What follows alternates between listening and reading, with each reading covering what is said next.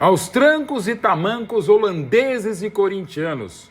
Corinthians, tetracampeão da Copa do Brasil. Dorival Júnior também tetracampeão do torneio contra o Vasco da Gama, que se superou na temporada com o Fernando Diniz e com o time que começa a se encontrar, apesar de perder a final. O Corinthians devendo ainda muitos fundos e sem fundo, o que deve ao mundo e também ao torcedor corintiano, e ainda assim consegue ser campeão paulista em 2025 contra o maior rival.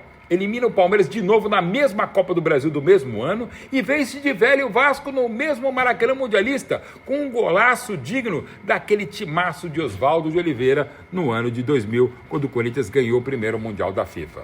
E com o filho do terrão, o Bidon, dando um drible de Edmundo no Manchester United naquele mesmo torneio para marcar e armar o golaço que Yuri Alberto doou a Memphis Depay, o segundo gol corintiano no Rio de Janeiro.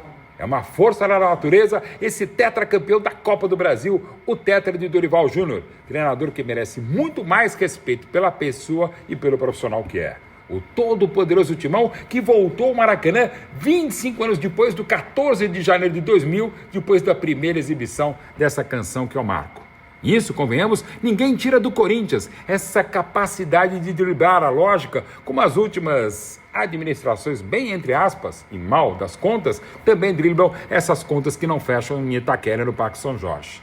Nenhum clube gigante brasileiro consegue superar rivais dentro de campo com a facilidade com que os alvinegros paulistas vencem as enormes dificuldades, às vezes criadas dentro do próprio clube. Em 1990, no primeiro título brasileiro, o São Paulo de Tele Santana era favorito em 2 jogos no Morumbi, e os 2 vencidos pelo Corinthians. Como agora também parecia ser o Timão favorito em Itaquera no jogo de ida, mas depois da péssima atuação num jogo que foi muito ruim, deixou algumas dúvidas. Eu confesso e falei aqui no Estadão que eu até achava o Corinthians favorito nos pênaltis por ter o goleiro Hugo Souza, ainda que Léo Jardim seja ótimo nas cobranças e um grande goleiro, mas que falhou no belíssimo gol do Yuri Alberto, o primeiro da tarde no Maracanã, e numa linda inversão do Mateuzinho.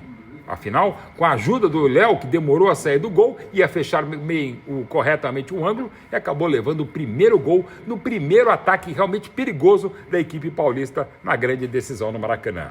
O Vasco demorou a se achar até o ótimo Andrés Gomes, um dos destaques dessa semifinal e primeira final, colocar a bola na cabeça do Nuno Moreira, que empatou o clássico no finalzinho da primeira etapa. Jogo que voltou igual para o segundo tempo, até o lance espetacular do Bidon, que achou o Mateuzinho para enfiar a bola, que Yuri Alberto, com muita solidariedade, encontrou o tetra da Copa do Brasil com Memphis Depay, o senhor dos tamancos holandeses e também corintianos. Depois, mesmo com o Verratti lá na frente, todo o ataque, o Vasco criou mais oportunidades, finalizou 3 vezes mais do que o rival, mas parou nesse goleiraço já histórico do Corinthians, que é Hugo Souza, e também nas conclusões falhas mais uma vez do Vasco, como já havia acontecido na quarta-feira na Neoquímica Arena. Repetindo 2000, o Vasco da Gama não fez o Maracanã aquilo que faz na colina histórica de São Januário. Visando 2000 e repetindo a invasão corintiana na semifinal do Brasileiro de 1976 contra o Fluminense, o Timão fez algo que parecia impossível,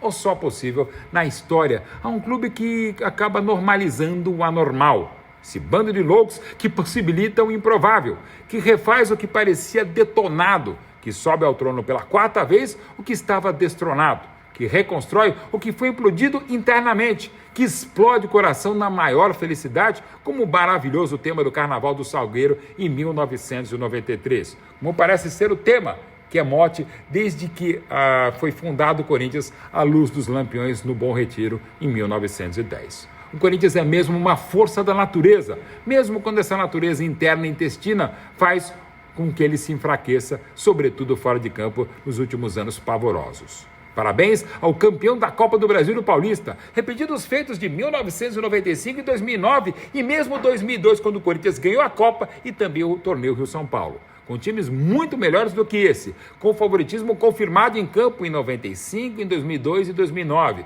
com contas que então fechavam, com méritos nas 4 conquistas de modo inegável. O futebol não tem lógica, mas o Corinthians tem ainda menos e por isso é ainda mais campeão, é tetracampeão da Copa do Brasil.